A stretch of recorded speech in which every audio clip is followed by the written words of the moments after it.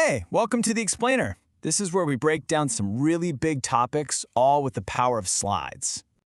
So today, we're tackling a huge question, one that's really going to shape our future, and that is, what happens when this whole era of powerful, personality-driven leaders just ends? I mean, you know who we're talking about. Think about Vladimir Putin in Russia. And then you've got Xi Jinping over in China. And, of course, Donald Trump, who completely reshaped politics in the United States. So for the last 10 years or so, these leaders have really centralized power. They've pushed these super assertive foreign policies, and they've basically defined the global stage. But the big question is, what's next? You know, when these leaders finally exit the stage, their countries are going to come to this massive fork in the road. On one hand, maybe they go back to more stable, predictable systems. That's the hope, right? But the fear is that their departure just creates this huge power vacuum, leading to total chaos. And look, the answer here, it's going to have massive implications for every single one of us. All right, so let's really get into this. We're going to look at the three biggest players on the world stage, the superpowers at this crossroads, because, and this is the key thing, whatever decisions are made in the US, Russia, and China, they don't just stay there. Oh no. They create these massive ripple effects that wash over the entire globe.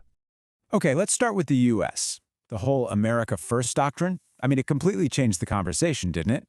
The focus shifted to less global intervention and way tougher economic competition, especially when it came to China. And that brings us to this really stark choice the US is facing right now. Does it jump back in as a global leader, defending those old alliances? Or does it pull back even more, taking a more isolationist path and just focusing on problems at home? And man, the stakes here are just incredibly high. This is not just some internal political debate. This one decision is going to shape the future of military alliances like NATO. It's going to rewrite the rules of the global economy, and it's going to test the security systems that have kept a, let's be honest, pretty fragile peace for decades.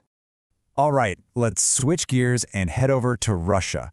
This is a country that has been profoundly shaped by one man for more than 2 decades. Seriously, a post-Putin Russia, it's probably one of the biggest geopolitical questions of our time. So how could this all play out?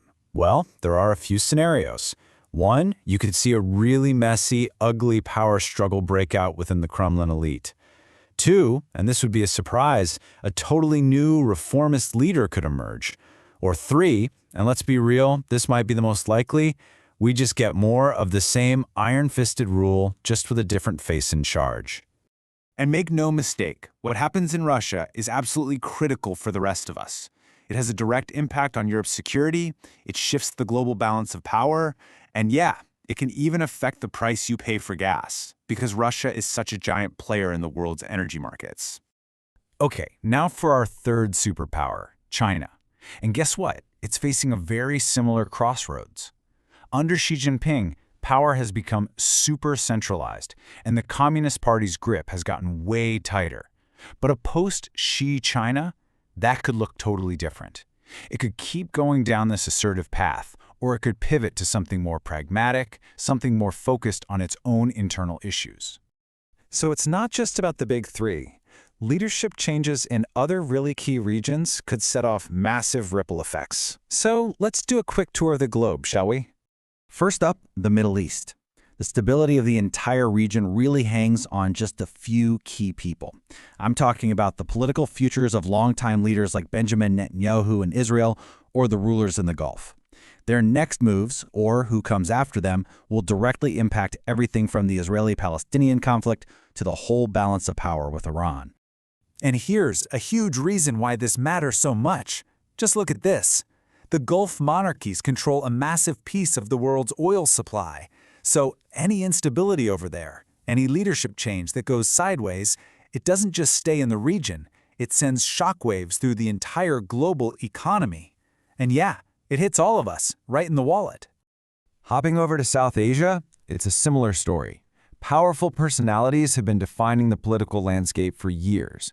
The future relationship between India and Pakistan, and remember, they're both nuclear powers, is going to depend so much on whether their next leaders can find a way to cooperate economically and navigate those really complex relationships with both China and the U.S. But maybe the biggest wild card of them all has to be North Korea.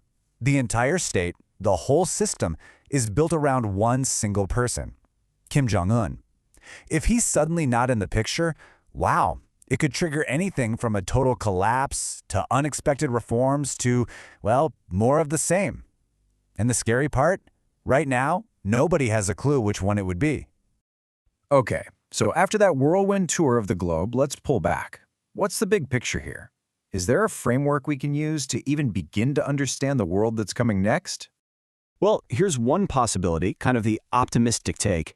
Maybe we see a global shift away from this personality-driven politics, a move back to stable institutions, predictable rules, a world where policy isn't just based on the whims of one person. But there's always a but, isn't there? History teaches us a pretty clear lesson here. Power vacuums almost never stay empty for long. When one strong leader leaves, it often just opens the door for the next strong leader, and they might be just as assertive, or maybe even more so. So, when it all comes down to it, as this era draws to a close, the next generation of leaders is going to face a fundamental choice. And the path they pick, that's what's going to decide if our world heads toward more cooperation, more intense competition, or, God forbid, outright conflict.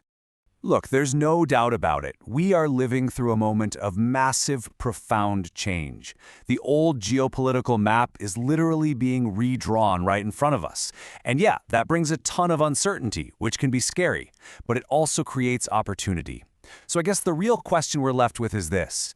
As the era of the strongman finally ends, who or what is going to rise up and take its place?